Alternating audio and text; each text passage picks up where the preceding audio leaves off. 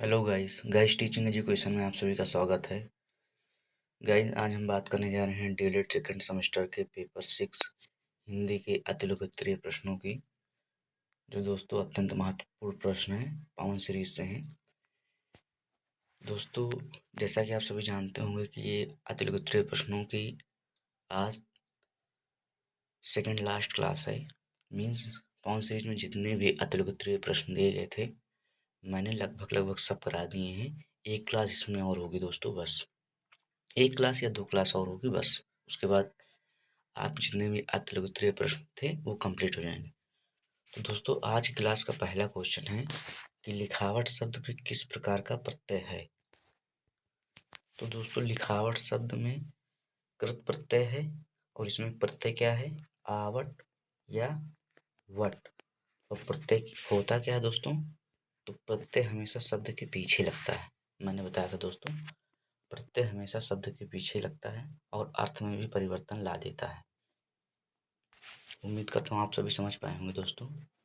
जैसे पढ़ाई है, पढ़ाई में प्रत्यय क्या है, बड़ी ई। तो ये पढ़ा था फिर प्लस ई जुड़ा तो अर्थ में परिवर्तन भी लाया, तो ये है दोस्तों प्रत्यय। फिर है अगला क्वेश्चन 2015 में आया हुआ है कि भाई स्वर और व्यंजन में क्या अंतर है। तो दोस्तों स्वर वो होते हैं जो बिना किसी अक्षर की सहायता से बोले जाते हैं, वो स्वर कहलाते हैं। जो बिना किसी अक्षर की सहायता से बोले जाते हैं स्वर कहलाते हैं। और व्यंजन क्या होते हैं दोस्तों, व्यंजन जो स्वर की सहायता से बोले जाते हैं। स्वर दोस्तों वो होते हैं जो बिना किसी अक्षर की सहायता से बोले जाते हैं, उन्हें स्वर कहते हैं। और व्यंजन स्वर की सहायता से बोले जाते हैं। और हिंदी में जो स्वरों की संख्या होती है दोस्तों 11 होती है। उम्मीद करता हूँ आप सभी समझ पा रहे होंगे। फिर अगला क्वेश्चन है कि आदर्श वाचन किसे कहते हैं। 2015 में आया हुआ क्वेश्चन दोस्तों। तो आदर्श वाचन, वाचन का मतलब होता है दोस्तों बोलने से, और आदर्श का मतलब एक सिस्टमैटिक ढंग से दोस्तों। तो शिक्षक द्वारा उचित सुर, कामा लय, कामा गत, कामा विराम चिन्हों का प्रयोग करते हुए जो वाचन किया जाता है उसे आदर्श वाचन कहते हैं।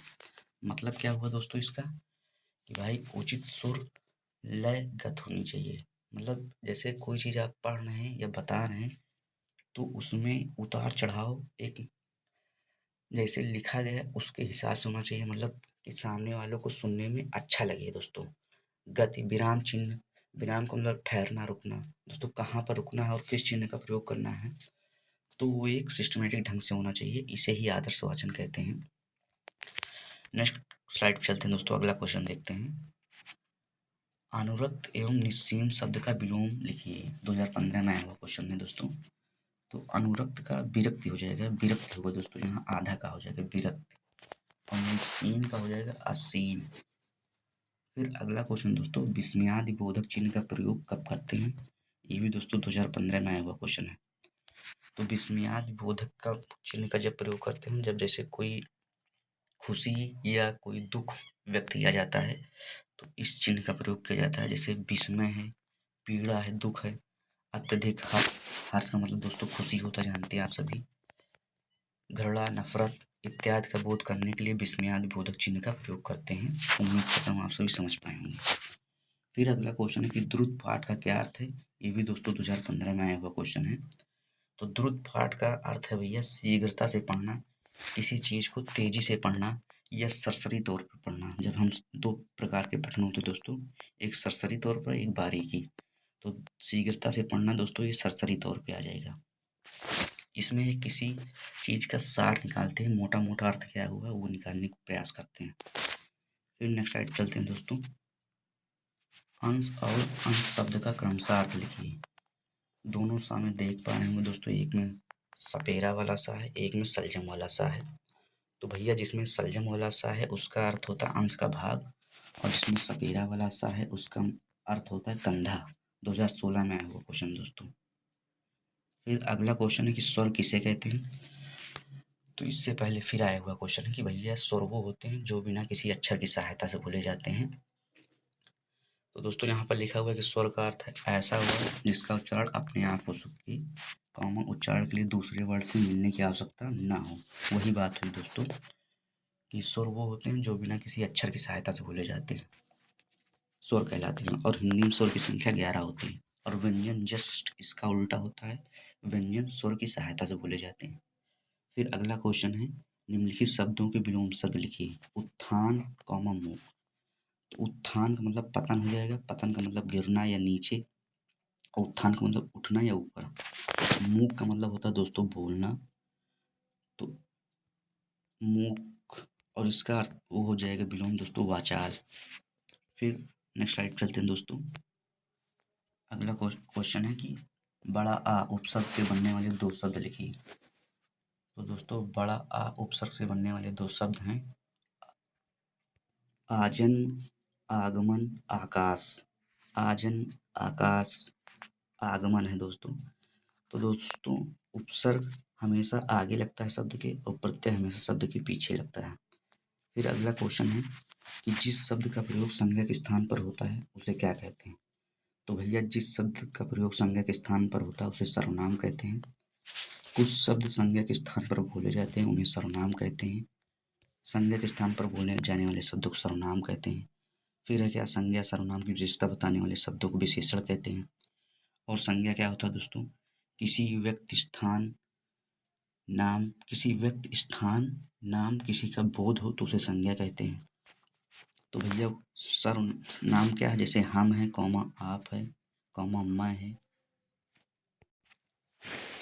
फिर तुम है, फिर वह है, फिर वे उन्होंने कौमा उसने इसने किसने किसी को इत्यादि।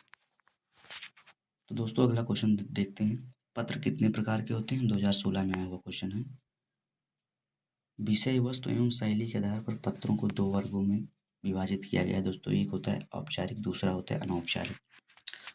औपचारिक वो होता है दोस्तों, जैसे आप अपने प्रिंसिपल को या क्लास टीचर को एप्लीकेशन लिख रहे हैं, तो यह हो गया औपचारिक। और अनौपचारिक का मतलब होता है दोस्तों, इसमें किसी विशेष व्यक्ति को ध्यान में रखकर नहीं लिखा जाता। जैसे दोस्तों औपचारिक का मतलब, जैसे औपचारिक अधिगम होता है, अनौपचारिक अधिगम होता है। औपचारिक अधिगम होता है भाई कॉलेज में, विद्यालय में, और अनौपचारिक अधिगम होता है हमारे घर में, परिवार में। तो उसी प्रकार से ये भी है दोस्तों। फिर अगला क्वेश्चन दोस्तों, प्रति उपसर्ग से बनने वाले दो शब्द लिखिए। तो भैया पहला हो जाएगा प्रतिकूल, प्रतिछाया, प्रतिदिन, और भी बहुत सारे हैं दोस्तों। उपसर्ग होता क्या है, उपसर्ग हमेशा शब्द के आगे लगता है, उसके अर्थ में परिवर्तन ला देता है जिसमें लगता है शब्द में। जैसे कूल था, प्रतिकूल लगा, शब्द में परिवर्तन आ गया। दिन, प्रतिदिन, परिवर्तन। तो ये है दोस्तों उपसर्ग। नेक्स्ट स्लाइड चलते हैं दोस्तों। कारक शब्द में कौन सा प्रत्यय लगा हुआ है, 2016 के सेकंड शिफ्ट में आया हुआ दोस्तों। तो प्रत्यय शब्द के पीछे हमेशा लगता है, आक प्रत्यय लगा हुआ दोस्तों। फिर अगला क्वेश्चन है कि ईसा ने पत्र पढ़ा, वाक्य में कौन सा लकार प्रयुक्त है। 2016 सेकंड शिफ्ट में आया हुआ क्वेश्चन है। तो ईसा ने पत्र पढ़ा, इसमें है दोस्तों लंग लकार, भूतकाल। फिर अगला क्वेश्चन है कि बालक तेज दौड़ता है, वाक्य में किस क्रिया विशेषण का प्रयोग हुआ है। तो यहाँ पर दोस्तों विशेष विशेष से हुआ है, विशेषण विशेष होगा दोस्तों, विशेषण विशेष। 2016 सेकंड शिफ्ट में आया हुआ क्वेश्चन। उम्मीद करता हूँ दोस्तों आप सभी को क्वेश्चन जो समझाएंगे समझ में आए होंगे दोस्तों। वीडियो को लाइक, चैनल को सब्सक्राइब कर दीजिएगा, और जो आपके ग्रुप्स बने हों, जो फ्रेंड्स हों, उनको ज़्यादा से ज़्यादा शेयर कर दीजिएगा। थैंक यू दोस्तों, आप सभी अपना ख्याल रखिएगा। अगली क्लास में हम सभी मिलते हैं।